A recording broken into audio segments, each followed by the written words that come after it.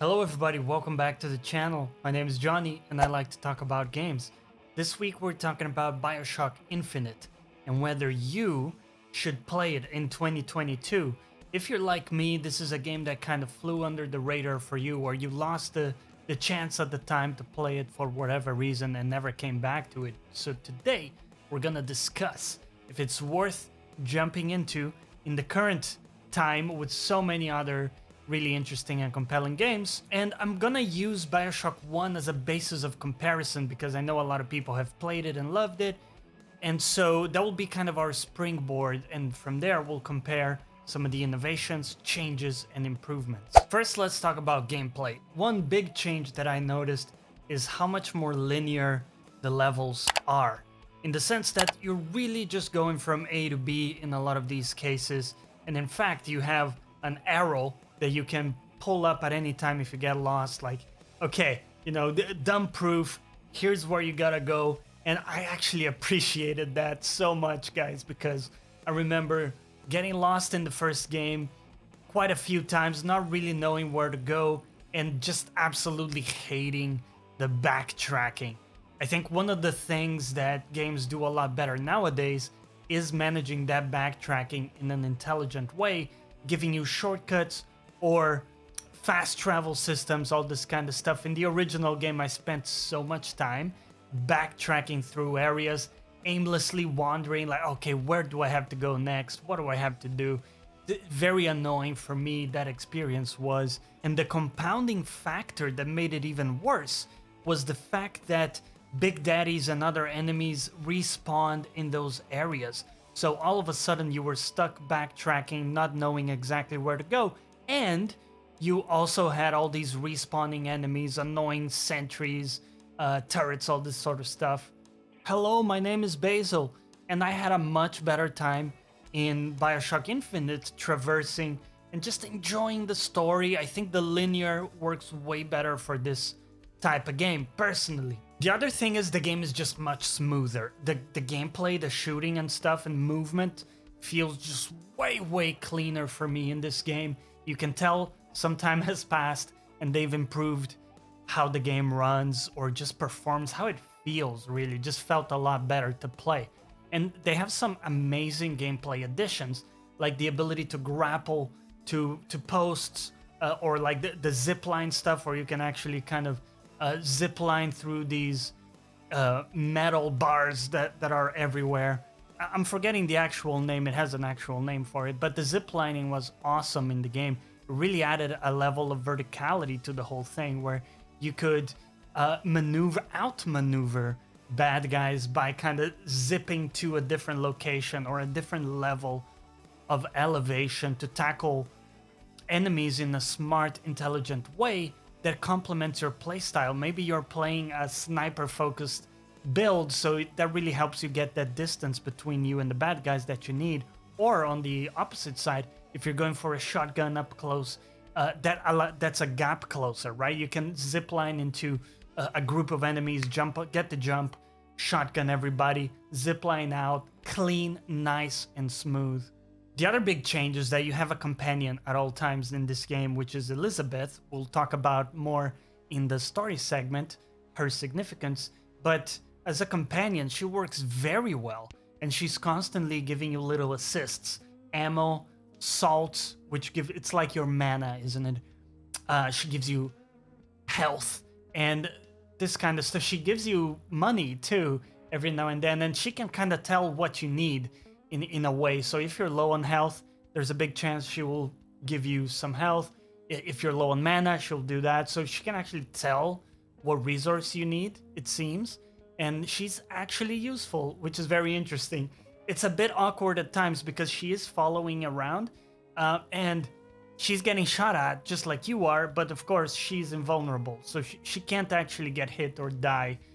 You don't need to worry about reviving her, but it does look awkward sometimes because she's getting shot at and nothing happens. She's just up and about, dandy, and it's all good. But I mean, if you can get past that, it really works, I feel, as a companion because she's actually useful as opposed to many companions in games. Another new element in gameplay is the tears in space-time that Elizabeth can create. and that allows you to manifest different elements in a fight. So for example, you could choose to manifest a medikit basin where you can get a bunch of medikits and heal up, or you could manifest a wall that will give you cover, or a hook line for you to zip onto, or hook shot onto.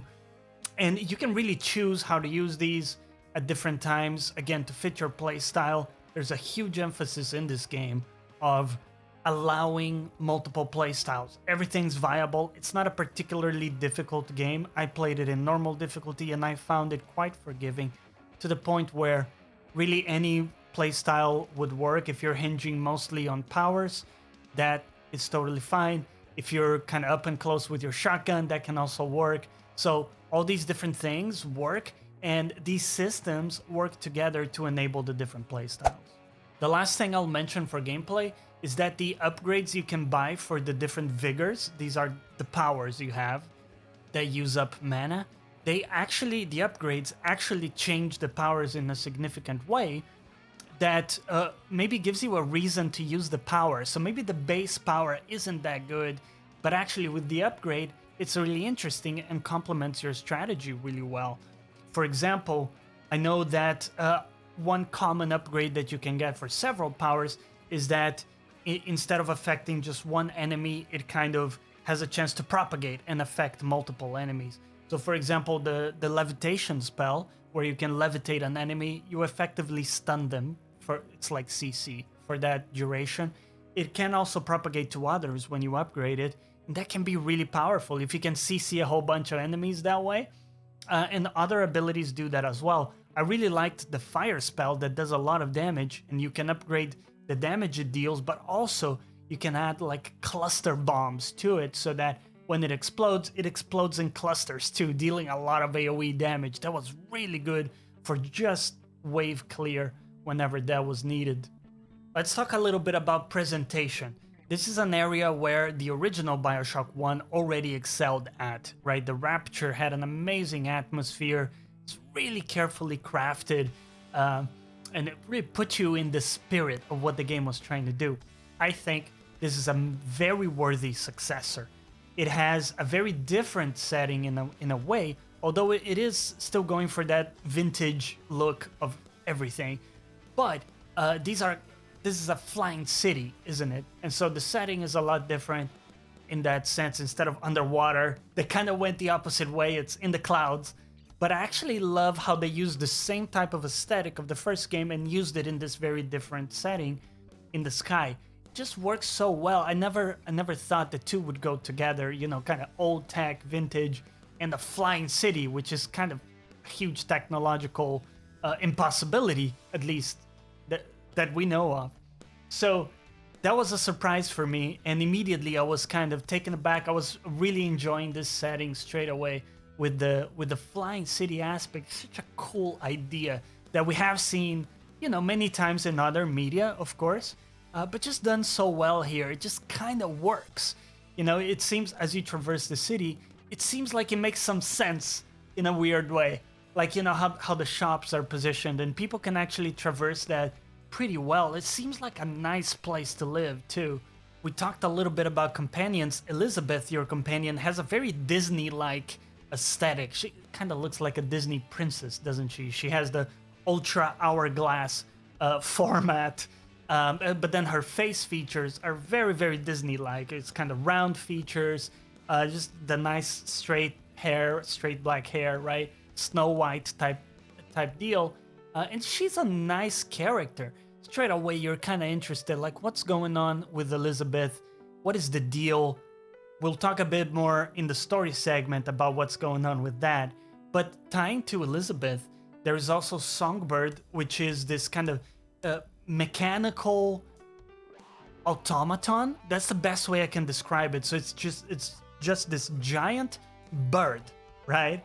This giant metal bird that sometimes shows up and appears to be helping Elizabeth or caring for her in some way. Talking a bit about the music, I have to say I am not a huge fan of this type of music, because the old style songs used in this, they all have this really ear-piercing middle frequency. if you're a music person, you understand that there is a certain frequency in the spectrum that just becomes really harsh on the ears. And particularly these kind of old songs from the 50s or whatever, they tend to really have harsh mid frequencies like that. And as a music aficionado, it really hurts my ears to listen to that stuff for a prolonged period of time. But I gotta say, it fits the setting really well, right? I mean, what else can you have in this type of vintage setting? You kind of need that sort of vintage music, and it works. I mean, it does elevate the setting, and it fits. I just hate that kind of music. I'm sorry for people who love it. So, I want to talk a bit about the story, but here's the difficult part. I want to try to keep it spoiler free in case you haven't played the game. So what I'll do is I'll do a first part here where it will be totally spoiler free, okay? I won't mention any details that will spoil it for you. And then we'll have a special segment at the end where if you've already played the game, you can stick around and hear my thoughts about the ending, which is pretty mind-blowing. But I want to preserve that experience for everybody. So here we go. The first thing that I wanted to talk about in terms of story is Elizabeth and how she is sort of the thread that weaves this story. It weaves this line through the otherwise kind of weird and vague story. It really takes a while for the story to take off. It kind of starts off, you have this weird baptism thing, you know, you got this kind of religious sect going on with Comstock at the top. He's sort of this mysterious figure. You don't really know much about what's going on. You certainly know very little about Elizabeth. The only thing you're told in the very beginning, this is in the starting sequence, so shouldn't be much of a spoiler, hopefully. You're bringing Elizabeth, and you have this idea of like deliver Elizabeth to clear your debt, which seems fine and benign at that point.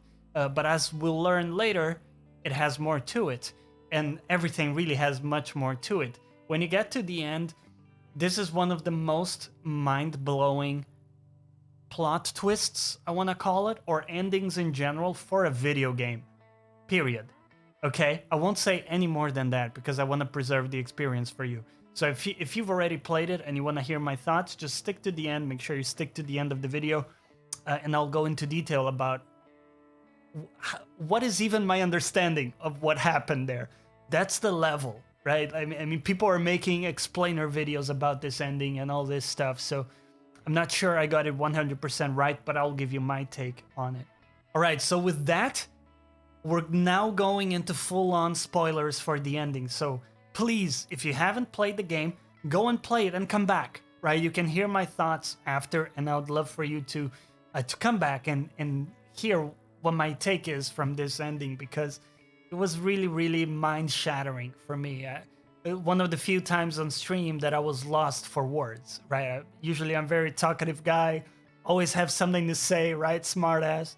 But this time I was like, just my brain had the 3 dots like processing, right? So let's get into it here. The first thing is that there's a tie-in or a tie-back to the Rapture, right? So at the end, Elizabeth opens a portal, a tear, and she kind of goes through it and goes back into the Rapture, and brings Songbird with her, effectively killing Songbird because, as you know, probably the Rapture is all underwater.